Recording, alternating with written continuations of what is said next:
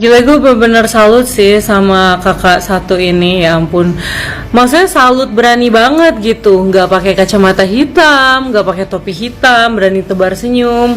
Artinya apa pemirsa? Artinya dia udah tahu ini akan happy ending. Ini lagi nih lebih gilanya, kayak ya ampun, benar-benar membakar emosi netizen Indonesia termasuk saya ya. By the way, buat kalian yang bilang katanya gue lebay gitu, itu kan cuma korupsi. Eits, ini bukan cuma korupsi. Lihat video ini, betapa rusaknya alam Bangka ya. Nih lihat nih dari atas.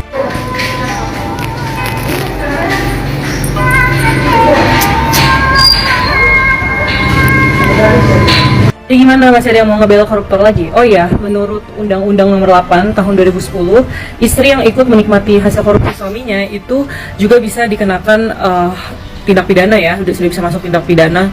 Jadi gimana nih, bentar lagi dia saksi tersangka atau mau dibebaskan? Soalnya sumringah banget nih, artinya kan ada kabar gembira gitu.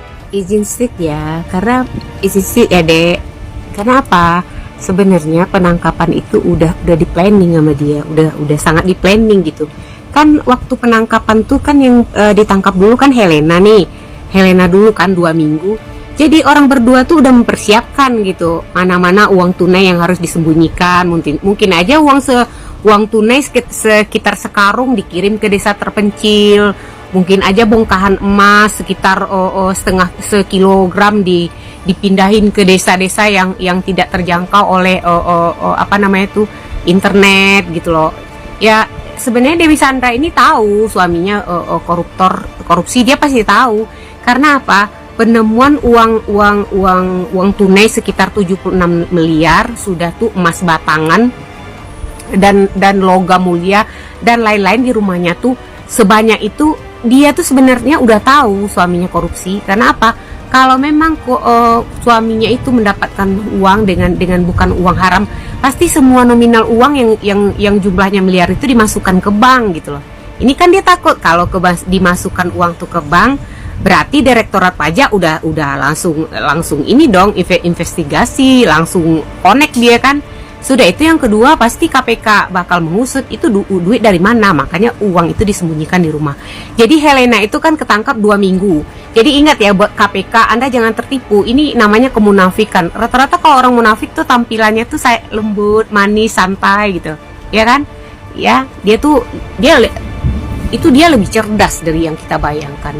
Sebenarnya kita yakin banget bahwa duit yang sebanyak 79 miliar itu sudah ada yang diasingkan. Nah, coba KPK ya, jejak digital itu kan nggak mungkin hilang gitu. Coba kalian, walaupun sudah ada ya harta rampasan ditemukan di rumahnya, coba ditelusuri lagi. Mungkin aja orang-orang koruptor itu kadang-kadang menyimpan uangnya di luar negeri. Kalau dulu yang kayak Edi Tanzil ada yang menyimpan uang di bank Swiss.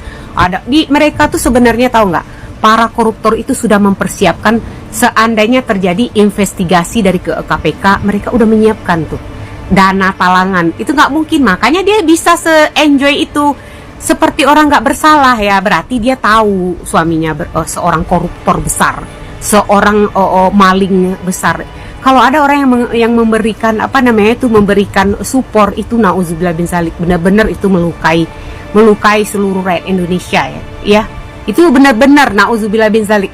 Kalau orang benar-benar dia nggak bersalah gitu loh, dia tuh kaget melihat suaminya tuh ditangkap oleh polisi, pasti dia tuh akan nangis darah lah namanya tuh. Ada rasa malu, ada sedih, air mata. Ini dia happy ending gitu, dia bahagia aja gitu, dia santai-santai aja gitu loh. Berarti memang harta itu udah dia persiapkan, walaupun terjadi penyitaan aset koruptor dan memiskinkan. Aku rasa dia udah punya strategi gitu. Seandainya suaminya ditangkap, dia sudah nggak akan hidup. Aku rasa dia nggak akan hidup miskin. Dia hidupnya happy ending. Jadi dia nggak khawatir mau suaminya. Makanya pemerintah itu aku bilang harus tegas. Orang seperti ini nih harus dihukum mati gitu. Harus tegas gitu loh. Ya harus tegas. Coba ya para koruptor itu dihukum mati. Jadi ada rasa takut gitu. Ya rasa takut, rasa ngeri gitu ya kan. Untuk melakukan korupsi. Itu aku salut gitu. Acting dia tuh sangat salut aku ya. Kalau orang tidak biasa melakukan kejahatan kriminal, itu udah kejahatan kriminal ya. Kalau dia tidak biasa mengalami hal itu, dia pasti shock gitu. Shock, pasti dia menangis, sedih, pokoknya dia ada rasa malu. Ini kayak orang nggak punya malu gitu loh. Memang kayak iblis banget gitu, nggak ada dia merasa malu, malah dia tuh cengar-cengir.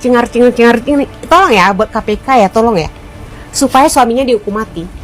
Ingat ya, kalau nggak dihukum mati kita demo seluruh Indonesia. Aku nggak mau membiarkan ini, ya. Tolong ya, kalau bisa, ya.